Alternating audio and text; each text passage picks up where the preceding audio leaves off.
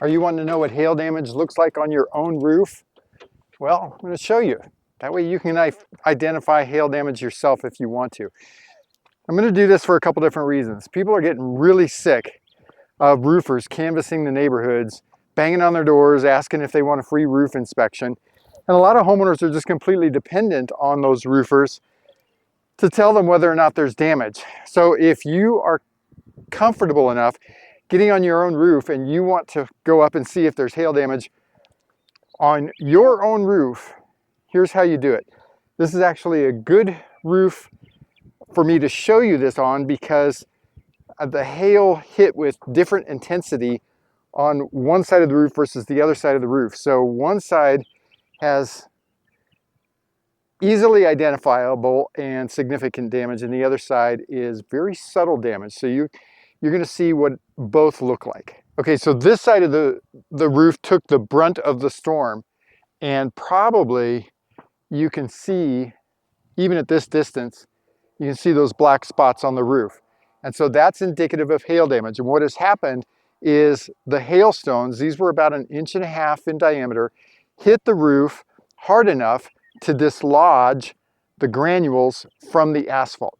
Then the granules washed out and exposed that asphalt bruise. And that's what an insurance adjuster is going to be looking for when he gets up on your roof. And in fact, your adjuster is going to draw out a square on the roof that's approximately 10 foot by 10 foot. And then he's going to count the number of hail hits that he sees inside of that square.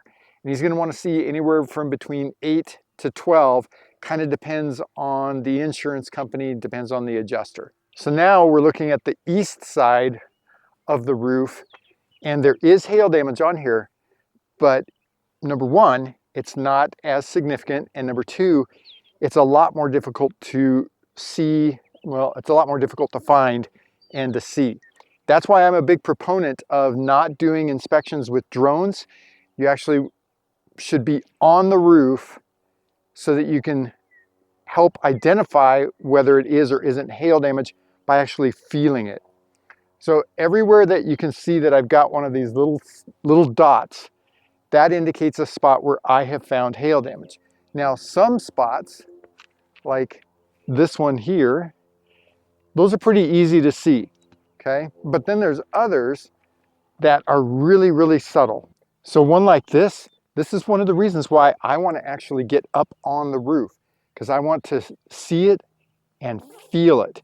And if there's a little dimple in the shingle, then that's going to let me know more than likely that's a spot where hail has hit. And even on a slope like this, where the hail damage is a little bit, well, when it's not as significant, the adjuster still wants to see as many hail bruises within a 10 foot by 10 foot square.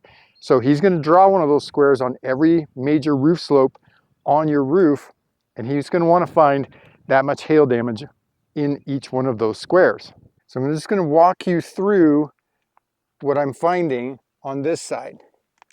Now, one of the things that you can do is if you find a spot that looks like it's possibly damaged, if you can just lightly rub it with your finger and granules come off, like is happening on this one, then that's a spot where hail has hit. Now, if I just go to a spot where hail has not hit, I can rub hard and not get granules and not expose something that's going to look like that. So for insurance purposes, okay, this right here is a hail bruise, and so is this, but I prefer to find hail damage in the middle of the shingle, not at the very edge of a dimension, or not at the bottom edge of a shingle, like right here. I want to find it kind of somewhere in between here and here, because that's what they're going to consider the most of a liability for your roof. One here, that's not going to cause you any potential problems. But continuing to move down the roof. Okay, so I've actually marked out 2 squares. So you can see I've got a corner down here and a corner here. But then I also marked off another 10 foot by 10 foot area. And the reason that I did that is because on a roof like this that has so little damage, superficial damage, I want to make sure that I'm finding enough. Wherever the adjuster comes up and draws out his square, I want to know that he's going to be able to find 10 to 12 hail bruises in that spot. All right, you can see on the ridge here behind me, that really got beat up. That's, that's easily identifiable hail damage, okay? However, an insurance adjuster typically doesn't take into consideration damage to the ridge because the ridge can be replaced standalone. You can strip all the ridge shingles off and replace those if you need to. Whereas with the field shingles, that's what this is back here, the field shingles, that's a little bit more difficult to do.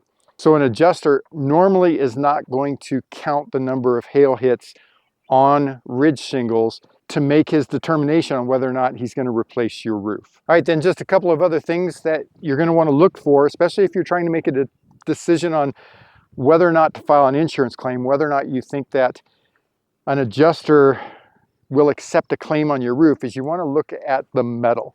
All right, so like this is the furnace vent cap right here. You just want to check that, see if it's damaged. Then any other metal products like these vent caps back here, see if there's damage on there.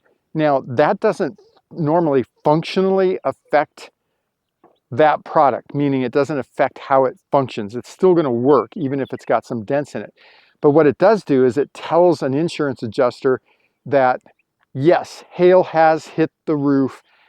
So there's more evidence to, let's see, how would I put that? There's more evidence for you, more ammunition for you that there actually has been systemic damage up on your roof, and it's not just in, you know, a few shingles here and there.